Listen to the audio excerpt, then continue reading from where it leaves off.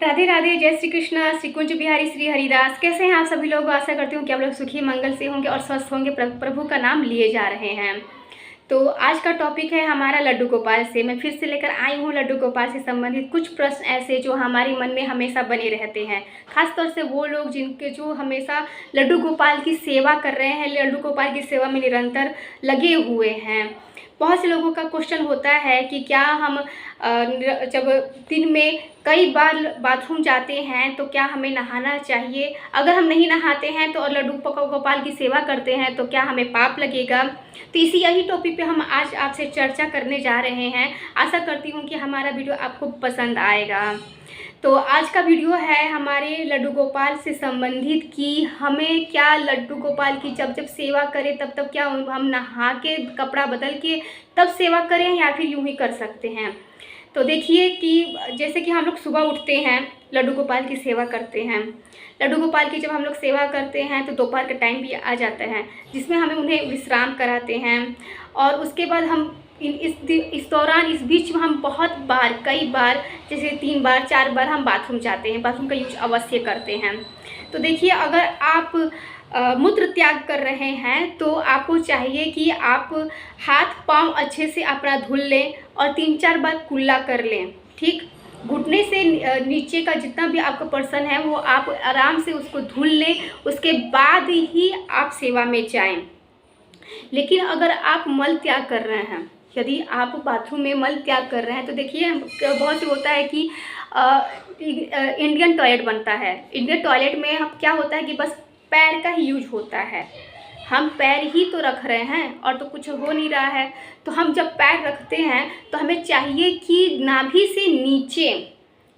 से नीचे हमारा जो बॉडी है उसको हम पानी से धुल लें। क्योंकि देखिए सर्दी का समय आ रहा है, हम बराबर तो नहा नहीं सकते हैं। किसी का छोटा बच्चा है, किसी का कुछ बीमारी है, किसी का कुछ है, किसी को बुखार है। तो ऐसे में अगर आप बार बार नहाएंगे तो आप बीमार पड़ सकते हैं, गंभीर रूप से बीमारी आपको जकड़ सकती है।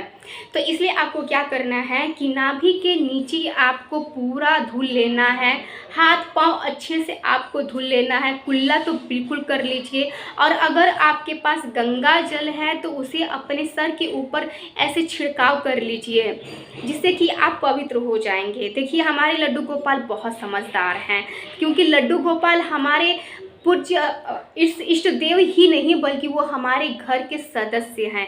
हम उन्हें अपना सब कुछ मानते हैं।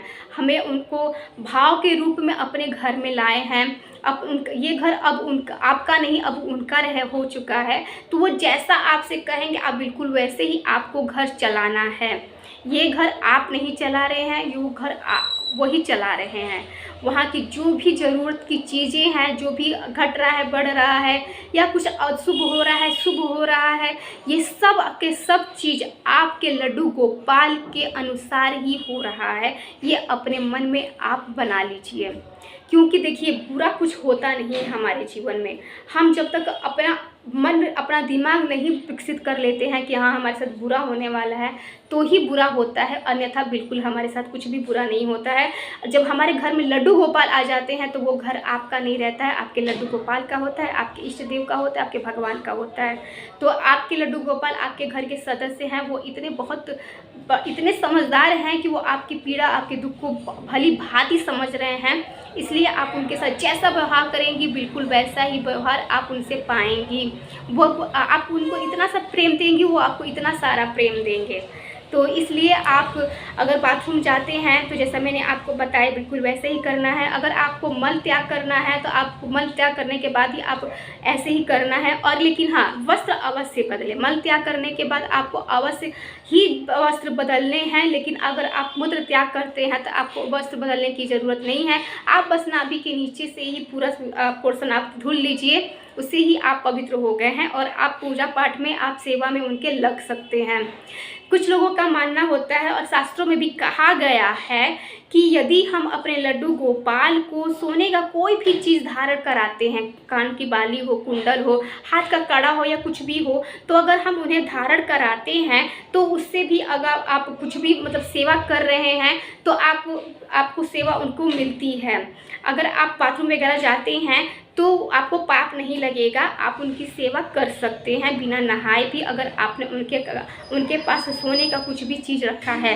क्योंकि माना जाता है और कहा भी जाता है कि सोने में हमारे स्वयं विष्णु भगवान विराज करते हैं, इसलिए अगर आप उन्हें सोने का कोई भी चीज़ धारण करा देते हैं तो वो पवित्र ही होता है। आप इसमें संशय मत करिएगा, आप अच्छे से उनकी सेवा करिए। आशा करती हूँ कि आपको हमारा यह वीडियो अच्छी से समझ में आ गया हो और आपको कोई भी पाप नहीं लगेगा। देखिए वृंदावन के बांके बिहारी मंदिर में भी ऐसे ही होता है, वहाँ के गोसाई लोग ऐसे ही पूजा भाव करते हैं, बार बार कोई वस्त्र नहीं बदलता, क्योंकि सब अपने अपने लड्डू गोपाल को, अपने भगवान को अपना मानते हैं, अपना सब कुछ मानते हैं।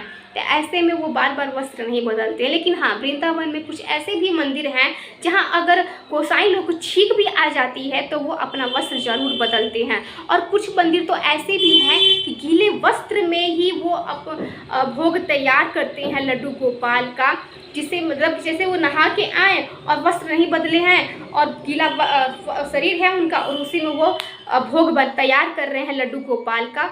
तो ऐसे में बहुत से ऐसे नियम होते हैं, लेकिन ये नियम हम पे लागू नहीं होते हैं, क्योंकि हम अब गृहस्थ में हैं और हमारे लड्डू गोपाल हमारे भाई है, बंधु हैं, सखा हैं, पति हैं, कुछ भी हैं, बेटे हैं, जो भी हैं वो हमारे अपने हैं। तो अपने लोगों के लिए ऐसा कोई भी भेदभाव या कुछ भी आपको पाप लगे, ऐसा कोई अपने दिमाग में मत रखिएगा। लड्डू गोपाल सिर्फ और सिर्फ आपके हैं और किसी के नहीं हैं। तो आपको हमारा वीडियो कैसा लगा? आशा करती हूँ कि हमारा वीडियो आपको अच्छे से समझ में आया होगा और आपने हमारी वीडियो को पसंद भी किया है। तो आगे से आप हमारी वीडियो को सब्सक्राइब करें, लाइक करें और बेल आइकन को बिल्कुल भी दबाना ना भूलें। राधे राधे, जय श्री कृष्ण।